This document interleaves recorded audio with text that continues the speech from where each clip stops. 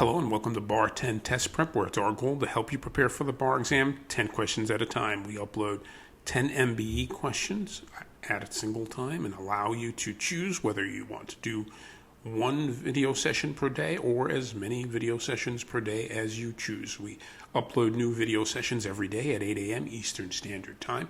Don't forget to like, subscribe, and click the notification bell if you in fact like the content so you can be updated every time we present new content. Let's get started with lesson number 54, question number 1. Albert engaged Bertha, an inexperienced actress, to do a small role in a new Broadway play for a period of 6 months at a salary of $200 a week. Bertha turned down another role in order to accept this engagement. On the third day of the run, Bertha was hospitalized with influenza, and Helen was hired to do the part. A week later, Bertha recovered, but Albert refused to accept her services for the remainder of the contract period. Bertha then brought an action against Albert for breach of contract. Which of the following is Bertha's best legal theory? A, her acting contract with Albert was legally severable into weekly units. B, her performance of the literal terms of the contract was physically impossible.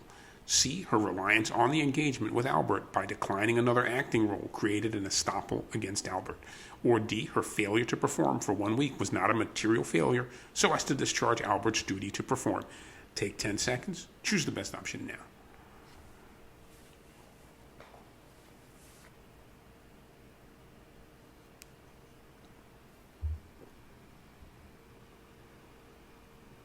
If you chose option D, you're off to a great start, and I'm loving it. Her failure to perform for 1 week was not a material failure so as to discharge Albert's duty to perform. Remember, a material breach of a contract is a refusal to perform under the contract that goes to the heart of the promised performance. Material breach is a question of fact. Here, Bertha had contracted with Albert to perform in a Broadway play for 6 months. On the third day of the play's run, Bertha was hospitalized with influenza for a week. While Bertha did fail to perform for a week, this is not necessarily a material breach justifying the producer to refuse her performance for the rest of the contract period. Material breach is a question of fact, and as such, Bertha's best legal theory is that her failure to perform for 1 week was not a material failure so as to discharge Albert's duty to perform. Now let's look at the other three options and analyze why they would be incorrect responses. A, her acting contract with Albert was legally severable into weekly units. That, in all likelihood, may be a terrible argument because ultimately there's nothing to present that is in fact accurate. And even in a tenancy, such as a landlord-tenant relationship, you don't have 12 separate contracts for each month or 52 different contracts for each week. Instead, you have one single contract, and generally that contract is not in fact severable. So this argument also would not necessarily benefit the plaintiff, because if she in fact violated or breached one contract, the other party could then claim that she preemptively breached the others. So logically, I think A is outside of the scope of a possible or reasonable response. B, her performance of the literal terms of the contract was physically impossible. Her performance of the contract was not physically impossible. Granted, she was sick with the flu and in the hospital, but there is nothing that says that it was physically impossible. So factually, B is in all likelihood not correct. Now, granted, it probably would have been terribly uncomfortable for her to have performed, but in all likelihood she probably could have if she opted to. It might have not been great, and it might have not been beneficial for the performance itself. So in all likelihood, her remaining in the hospital was probably the best decision for the company. But that being said, physical impossibility is not something that can be presumed, nor was it mentioned necessarily in the fact pattern.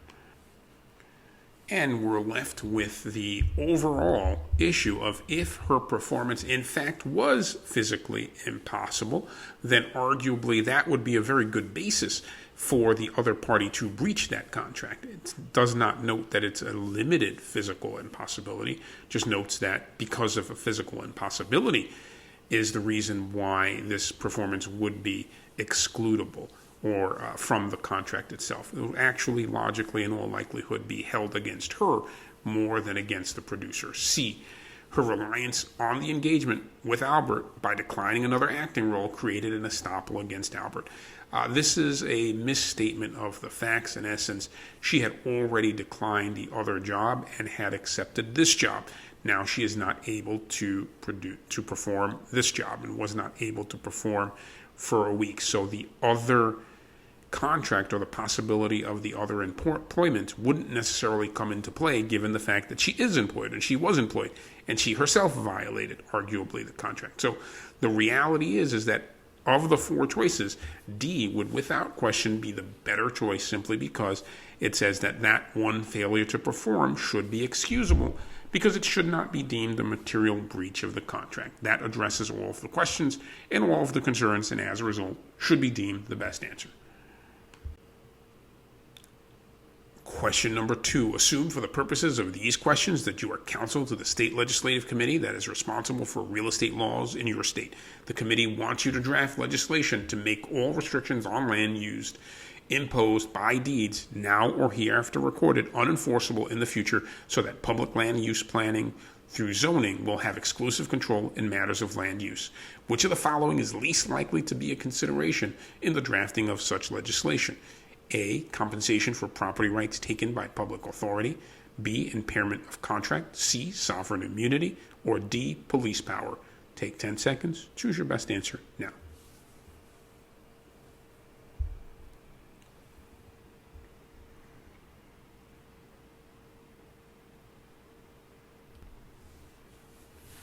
If you chose option C, sovereign immunity, you'd be correct. States have the police power to create laws protecting public welfare, safety, and health.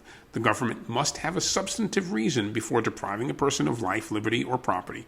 Under the contract clause, states or local governments may not impair existing private contracts unless it serves an important and legitimate public interest and is a reasonably and narrowly tailored means of promoting that interest. The takings clause provides that the government may take private property for public use if the government provides just compensation. Just compensation is the fair market value measured in terms of loss to the owner. The doctrine of sovereign immunity prohibits suits against state governments without consent. In this state, or in this case, A, B, and D are all directly related to legislation for takings. The government must provide just compensation for a taking, so A is clearly a likely consideration for drafting this legislation. B is similarly a likely consideration because this legislation would impair existing private contracts. D is also likely to be a consideration because the legislation must be drafted within the state's police power to create laws protecting public welfare, safety, and health in order for it to be constitutional. C is the only choice left. The doctrine of sovereign immunity prohibits suits against state governments. Therefore, sovereign immunity is the least likely to be considered in drafting such legislation. And as a result, C would be your best answer choice. Question number 3. In a suit attacking the validity of a deed executed 15 years ago, plaintiff alleges mental incompetency of Joe, the grantor, and offers into evidence a properly authenticated affidavit of Harry, Joe's brother. The affidavit, which was executed shortly after the deed, stated that Harry observed Joe closely over a period of weeks, that Joe has engaged in instances of unusual behavior, which were described, and that Joe's appearance had changed from one of neatness and alertness to one of disorder and absent-mindedness. The judge should rule Harry's affidavit A, inadmissible as opinion, B, inadmissible as hearsay, not within any exception, C, admissible as an official document, or D, admissible as an ancient document. Take 10 seconds. Choose the best answer now.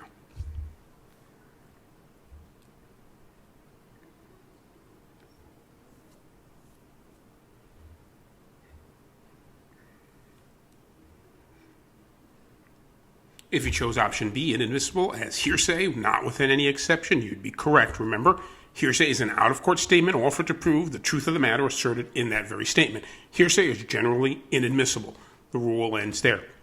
Because the declarant cannot be cross-examined when they speak out of court, and without cross-examination, a jury can't tell if the declarant is lying or mistaken about the facts in their statement. A statement is a verbal or written expression of a person or even conduct that is intended to communicate. All documents are out-of-court documents or out-of-court statements. In this case, Joe's mental competency is at issue. Harry's out-of-court written statements or being offered to prove the truth of the matter asserted in those very statements, i.e., Joe was acting unusual and his appearance had changed. He had gone from orderly and organized to absent-mindedness. If the plaintiff wants to offer evidence of Joe's mental incompetency through Harry's testimony, then Harry will have to testify in court and be subject to cross-examination. Accordingly, the judge should rule Harry's affidavit inadmissible as hearsay, not within any exception. Now, if we really think through this question and do some analysis, it's actually a really terrible question. The reason it's a terrible question is there's issues of standing here. Why do we have Joe's brother bringing claim? Why is he the individual presenting evidence? Does he have standing to bring such a claim? There's such a multitude of other concerns. Why is there a lag of 15 years? Is Joe still living? There are a multitude of issues and concerns here that go right to the heart of this question. But overall, if we focus and tightly look at the question just for the question that's being directly asked, then we come up with B as the possible answer. Let's look at the other options. Option A, inadmissible as opinion. Well, it is his opinion, and it's not necessarily inadmissible as an opinion. However, the greater issue is the fact, of course, that it is hearsay, not that it is an opinion. The fact that it is hearsay trumps the opinion question all day, every day. C, admissible as an official transcript. I'm not sure what's official about this letter. There wouldn't seem to be anything from the fact pattern that would lead me to believe that this is any sort of official document. And D, admissible as an ancient document. Not sure that was an exception to the hearsay rule. As a matter of fact, I know that it's not. But some of these answers are silly, and they're almost as silly as the question, which is just quite possibly one of the worst bar exam questions I've read in a long time. My concern here is that you will have questions much like this, which will leave questions to your imagination. Rein in, focus like a laser beam on what exactly is being asked, and look at the four choices that you have before you. Ignore the other issues here. So, for example, we're clearly looking at potential issues with regards to standing. We're looking at whether Joe is even living still. We're looking at the time frame, the 15-year window. All of those things, based on these four answers, are really not questions that the person asking the question wants us to focus on clearly, because they're not included within our answer choices. So even though the question itself begs all of these other questions, let's get past them and focus merely on where the writer intended us to focus on and move forward. Please ensure you do that during your exam. Question number 4, defendant was driving his automobile at a legal speed in a residential zone. A child darted out in front of him and was run over and killed before defendant could prevent it. Defendant driver's license had expired 3 months previously. Defendant had neglected to check when it was due to expire. Driving without a valid license is a misdemeanor in this jurisdiction. On a charge of manslaughter, defendant should be found A, guilty under the misdemeanor manslaughter rule, B, guilty because the licensing requirements are to protect life and failure to obey is negligence, C, not guilty because the offense was not the proximate cause of the death, or D, not guilty because there was no criminal intent. Take 10 seconds. Let us know what you think the best answer is now.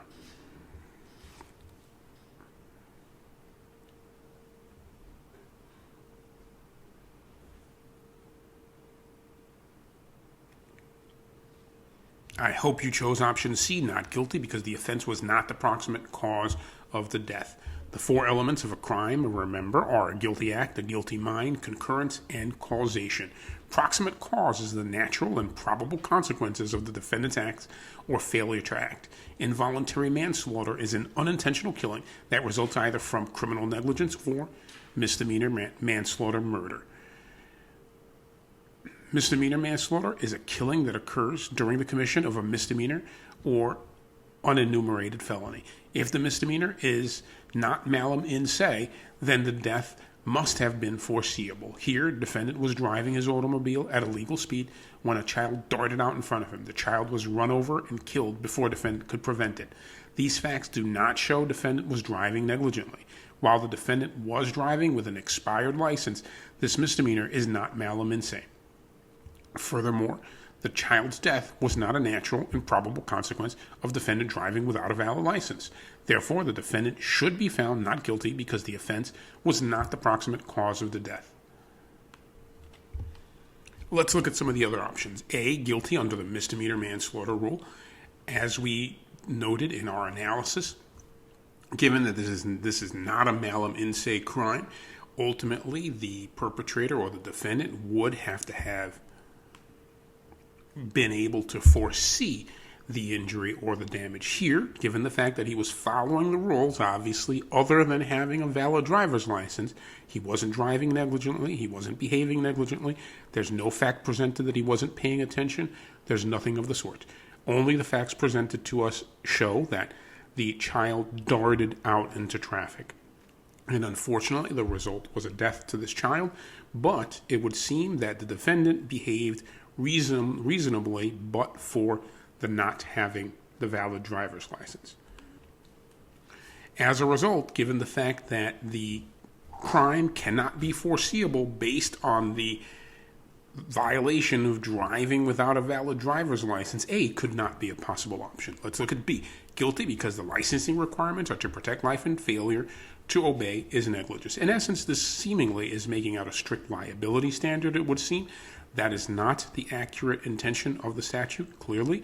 And more importantly, the licensing requirement generally is, in fact, correctly stated to protect life and failure to life and to ensure the safety of the roadways. That being said, this particular driver was, in fact, driving safely. D, not guilty because there was no criminal intent. Well, that's a very interesting way to put it. But the reality is when you compare D to C, obviously there was no intent as to committing the murder or causing the death of the individual that unfortunately ended up passing. However, if you remember, the standard here is not intent, but it's could the death have been foreseeable given the crime that the defendant was committing. So here, even if he had no intent to commit the killing, if the killing could have been foreseeable based on the crime that he committed, arguably he would still be guilty. So, as a result, C is the only valid and viable option here. Question number 5. Albert engaged Bertha, an inexperienced actress, to do a small role in a new Broadway play for a period of 6 months at a salary of $200 per week. Bertha turned down another role in order to accept this engagement. On the third day of the run, Bertha was hospitalized with influenza, and Helen was hired to do the part. A week later, Bertha recovered, but Albert refused to accept her services for the remainder of the contract period. Bertha then brought an action against Albert for breach of contract. Which of the following, if true, would adversely affect Bertha's rights in her action against Albert? A. Albert could not find any substitute except Helen, who demanded a contract for a minimum of 6 months if she was to perform at all. B. Helen, by general acclaim, was much better in the role than Bertha had been. C. Albert had offered Bertha a position as Helen's understudy at a salary of $100 a week, which Bertha declined. Or D. Albert had offered Bertha a secretarial position at a salary of $300 per week, which Bertha declined. Take 10 seconds and choose what you believe is the best answer now.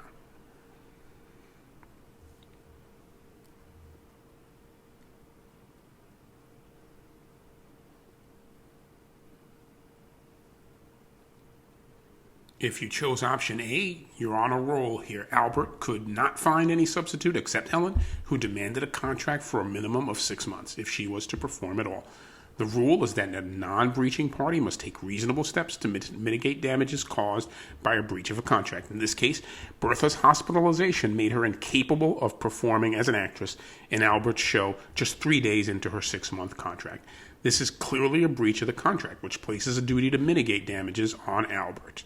i.e., Albert was required to find a replacement for Bertha. As such, if Albert could not find any substitute except Helen, who demanded a contract for a minimum of 6 months, if she was to perform at all, it would imply that he did everything he could to mitigate his damages, only to end up in a lose-lose situation. He could fire Helen, exposing himself to damages for breach of this contract, or he could keep both actresses, which would double his weekly expenses for the small role in a Broadway play. Either way, he will suffer undue hardship. If Albert's only alternative to Bertha's hospitalization was to hire Helen for the same 6 months Bertha was originally hired for, it would adversely affect Bertha's rights in her action against Albert, because Albert's reasonable efforts, made in good faith, could discharge to accept Bertha's services for the remainder of her contract. Let's look at the other options to see if they were viable or why they were not. B. Helen, by general claim, was much better in the role than Bertha had been. That would be irrelevant. You have a contract with the other individual. So just because you simply found someone that's better doesn't invalidate the prior contract. C. Albert had offered Bertha a position as Helen's understudy at a salary of $100 a week, which Bertha declined. C would not be relevant here either because it is a different position at a significantly lower pay. Where we get rather interesting is option D, where she's offered a different salary at higher pay, 50% higher pay. The issue here is that there is a prior contract. That contract is an enforceable contract. Now, don't get me wrong, on either option C or D, if Bertha did accept, this could be a way to invalidate the prior contract and create a new contract, but it would be up to Bertha to accept the new contract and to agree to invalidate the prior. So as a result, only option A would be valid under these circumstances. Question number 6. The police, answering a complaint about noise, arrived at Sam's apartment and found Sam's wife dead on the living room floor.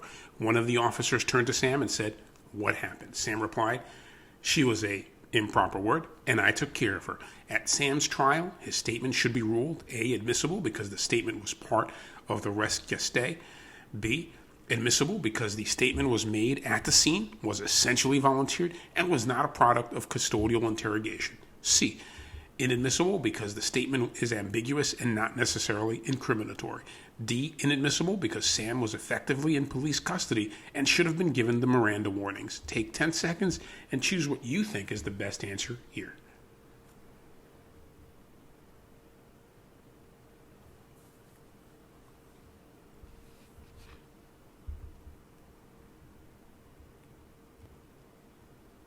If you chose option B, good for you. You're on a real streak here. B, admissible because the statement was made at the scene, was essentially volunteered, and was not a product of a custodial interrogation. Under the Fifth Amendment, there's a right against self-incrimination. Miranda warnings must be given to anyone in police custody before police interrogation. Miranda warnings inform the defendant of their right to remain silent and to an attorney. The Fifth Amendment right to remain silent and right to counsel only apply in custodial interrogation, however. A person is in custody if that person is not objectively free to terminate an encounter with the police. Police interrogation is any conduct that the police know or should have known was likely to elicit an incriminating response from the suspect. The Due Process Clause of the 14th Amendment requires that confessions be voluntary to be admissible. In this case, Sam made a statement while still in his apartment, not at the police station. There's no mention of him being in handcuffs. There's no mention of him being in custody. This goes towards establishing that Sam was not yet in police custody. The officers did not engage in any conduct that they knew or should have known was likely to elicit an incriminating response from Sam. One officer merely asked, "What happened?" Sam's reply was essentially a voluntary confession. Under these circumstances, it does not appear there was a violation of Sam's constitutional rights. Therefore, Sam's statement should be ruled admissible because the statement was made at the scene, was essentially volunteered, and was not the product of a custodial interrogation. Let's look at the three other options now. Option A, admissible because the statement was part of the res gestae, is an obviously odd misstatement because it in essence reads, it's admissible because it's admissible. That is probably a type of answer you want to stay away from. C, inadmissible because the statement is ambiguous and not necessarily incriminatory. Well, let's read the answer itself, right? The option C itself. Inadmissible, let's skip that, because the statement is ambiguous and not necessarily incriminatory. In essence, this is a full admission to committing this crime, so I'm not sure how this could be deemed ambiguous or not necessarily incriminatory. So it's factually incorrect in relation to the facts that are presented in the question. As a result, C should be eliminated. D, inadmissible because Sam was effectively in police custody and should have been given the Miranda warnings. Well, again, this is factually inaccurate because Sam had not yet been in police custody. He was simply asked what happened here.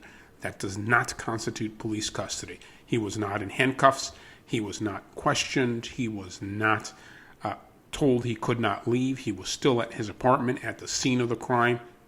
And in essence, the question was a very broad, general question. So as a result, D is not an appropriate response. So B is the only possible and potential answer. Let's move on to question number 7. Which of the following situations is defendant's claim of intoxication most likely to result in his being found not guilty? A, defendant is charged with manslaughter for a death resulting from an automobile accident. Defendant, the driver, claims he was so drunk he was unable to see the other car involved in the accident.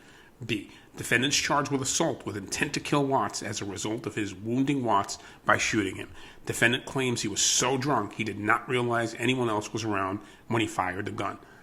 C, defendant's charged with armed robbery. He claims he was so drunk he did not know if the gun was loaded. Or D, defendant is charged with statutory rape after he has sexual intercourse with a girl aged 15 in a jurisdiction where the age of consent is 16. Defendant claims he was so drunk he did not realize the girl was a minor. Take 10 seconds and choose which you believe is the best answer now.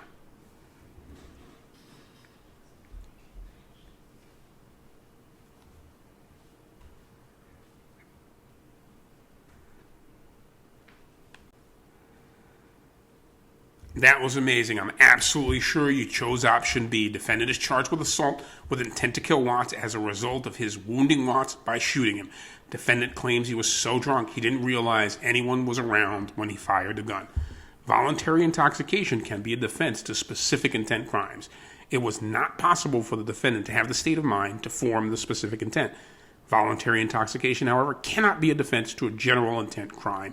Assault, when defined as an attempted battery, is a specific intent crime, whereas assault, when defined as an intentional creation of reasonable apprehension of imminent bodily harm, is a general intent crime. In this answer choice, defendant is charged with assault with intent to kill Watts as a result of his wounding Watts by shooting him. This charge of assault is clearly an attempted battery, so it would be a specific intent crime. As such, voluntary intoxication can serve as a defense here, since the defendant claims he was so drunk he did not realize that anyone else was even around when he fired the gun. In essence, the other options fall right into the general intent versus specific intent crimes, so they're not viable options, and B is the best answer. Question number 8. On March 1st, Zeller orally agreed to sell his land, Homestead, to buyer for $46,000 to be paid on March 31st. Buyer orally agreed to pay $25,000 of the purchase price to Quincy in satisfaction of a debt which Zeller said he had promised to pay Quincy. On March 10th, buyer dictated the agreement to his secretary but omitted all reference to the payment of the $25,000 to Quincy. In typing the agreement, the secretary mistakenly typed in $45,000 rather than $46,000 as the purchase price. Neither buyer nor Zeller carefully read the writing before signing it on March 15th. Neither noticed the error in price, and neither raised any question concerning omission of the payment to Quincy. Which of the following would be most important in deciding an action by Quincy against buyer for $25,000? A, whether the buyer-Zeller agreement was completely integrated. B, whether buyer was negligent in not having carefully read the written agreement. C, whether Zeller was negligent in not having carefully read the written agreement. Or D, whether Quincy was a party to the contract. Take 10 seconds and choose what you believe to be the best answer now.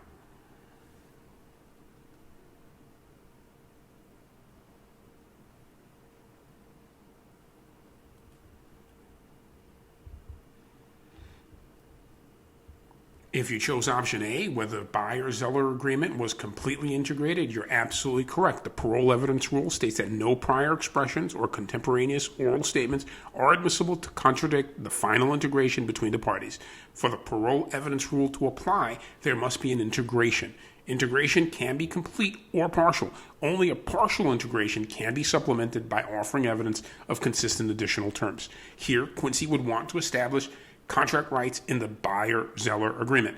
Quincy can try to do so by offering evidence of the oral agreement between buyer and seller that existed before the buyer-seller agreement was signed. Such evidence of consistent additional terms can supplement the buyer-seller agreement only if their agreement is partially integrated.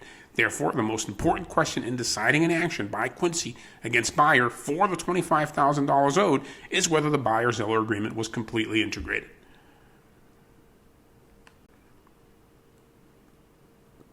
Question number 9. Congress provides by statute that any state that fails to prohibit automobile speeds over 55 miles per hour on highways within the state shall be denied all federal highway construction funding. The state of Atlantic, one of the richest and most highway-oriented states in the country, refuses to enact such a statute. The strongest argument that can be made in support of the constitutionality of this federal statute is A. The states ceded their authority over highways to the national government when the states accepted federal grants to help finance their highways. B.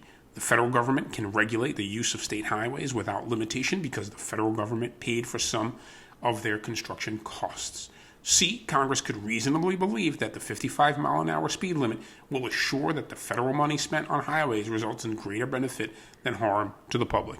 Or D, a recent public opinion survey demonstrated that 90% of the people in this country support a 55-mile-an-hour speed limit.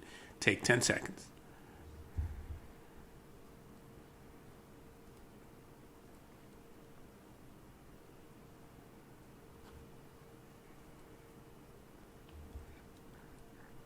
If you chose option C, you'd be correct. Congress could reasonably believe that the 55-mile-an-hour speed limit will assure that the federal money spent on highways results in greater benefit than harm to the public. Article 1 sets forth the legislative power. Under Article 1, Congress may spend to provide for the common defense and general welfare.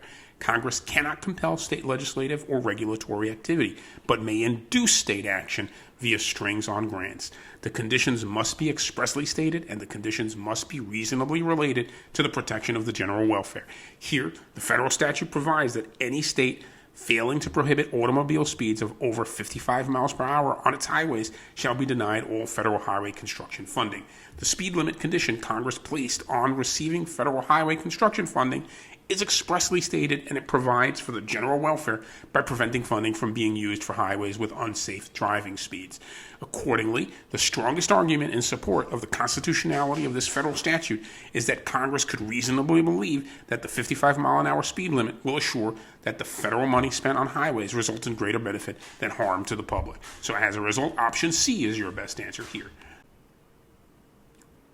Question number 10, our last question in this grouping. John Smith has denied his purported signature on a letter which has become critical in a breach of contract suit between Smith and Miller. At trial, Miller's counsel calls Alice, a teacher, who testified that she taught John Smith mathematics in school 10 years ago, knows his signature, and proposes to testify that the signature to the letter is that of John Smith. John Smith's counsel objects. The trial judge should A, sustain the objection on the ground that identification of handwriting requires expert testimony and the teacher does not, per se, qualify as an expert. B, sustain the objection on the ground that the best evidence of Smith's handwriting would be testimony by a person who had examined his writing more recently than 10 years ago. C, overrule the objection on the ground that a school teacher qualifies as an expert witness for the purpose of identifying handwriting. Or D, overrule the objection on the ground that a layman may identify handwriting if he has seen the person in question write and has an opinion concerning the writing in question. Take 10 seconds. Choose your best answer now.